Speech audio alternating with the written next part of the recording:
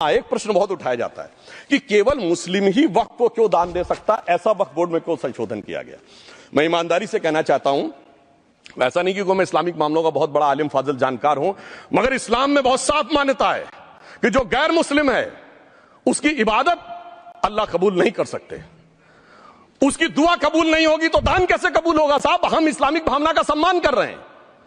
हमारे अल्पसंख्यक मंत्री गए थे तो वो मदीना में एक डेफिनेट लेवल तक जा सकते, उसके आगे नहीं जा सकते। अगर इबादत की इजाजत नहीं है तो साहब जायदाद की इजाजत कैसे हो सकती है। मुस्लिम भावना का सम्मान है, और अगर है तो कोई मुल्ला मौलवी मुफ्ती मुकर्रम बारी आज आके बता दे कि कबूल हो सकती है दुआ, तो हम दान भी कबूल करने के लिए तैयार हैं। और तो और छोड़िए साहब, जब आप कहते हैं कि हर चीज हलाल होनी चाहिए, तो साहब हलाल करने की प्रक्रिया नहीं, हलाल करने वाला भी मुस्लिम होना चाहिए, तब वो हलाल होता था।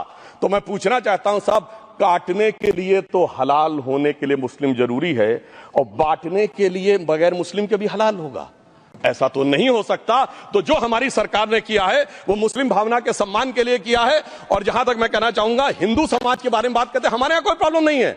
हमारे यहां कोई ऐसा नहीं कि हज पे कोई गैर मुस्लिम नहीं जा सकता। हमारे देखिए कुंभ में 50 लाख विदेशी आए थे और किसी से नहीं कहा या कन्वर्ट हो जाओ। इसलिए मैं कहना चाहता हूं, हिंदुइज्म की धारणा और बाकी धारणा का जो तुलना करने का प्रयास करते हैं वो बहुत उचित नहीं है। मगर सभापति महोदय, इस वक्त में कई अद्भुत नजारे दिखाए।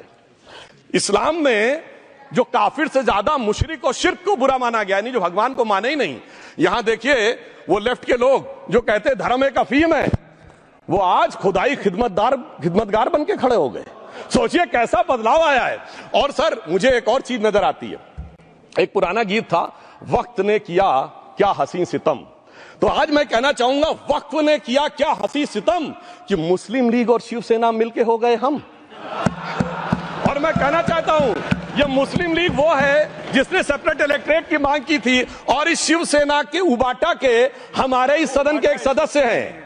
और सर, हमारे साथ मुरली जी बैठे हैं, मुरली देवड़ा जी ने मुझे याद दिलाया, मिलिंद देवड़ा जी ने याद दिलाया, उन्होंने कहा एक जमाने में उन्होंने कहा था मुस्लिमों की नागरिकता छीन लेनी चाहिए। इसीलिए मैं कह रहा हूं, वक्त ने किया क्या हसी सितम, ये दोनों मिलके हो गए हम। और मैं इसके बाद एक टेक्निकल बात करना चाहता हूं। जब इन्होंने टाइम ड्यूरेशन हटा दिया था और बैक में पीछे जा सकते थे, तो मैं पूछना चाहता हूं सर कि जब ब्रिटिश हुकूमत आई तो उसने तो मुगलों सारी हुकूमत ले ली थी, तो उनका मालिकाना हक कैसे हुआ।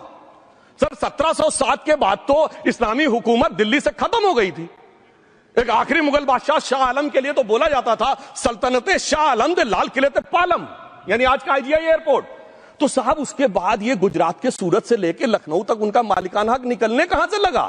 अरे भाई, जब दिल्ली को कैप्चर किया था अंग्रेजों ने तो सारी जमीन अंग्रेजों की थी। तो जब मैं अपने कांग्रेस के मित्रों से पूछना चाहता हूं, ये जब गवर्नमेंट ऑफ इंडिया एक्ट में पावर डीड ट्रांसफर की थी तो पढ़े नहीं थे क्या, या खोखले कागज पर साइन कर लिए थे, या कागज सही था, आप खोखला करने की बात है। मैं पूछना चाहता हूं, जब 250 साल तक वो हुकूमत ही नहीं रही तो उस हुकूमत के फरमान की लेजिटिमेसी कैसे हो सकती है। यह मैं कानून विदों के लिए भी एक फूड फॉर थॉट रखने की बात करता हूं।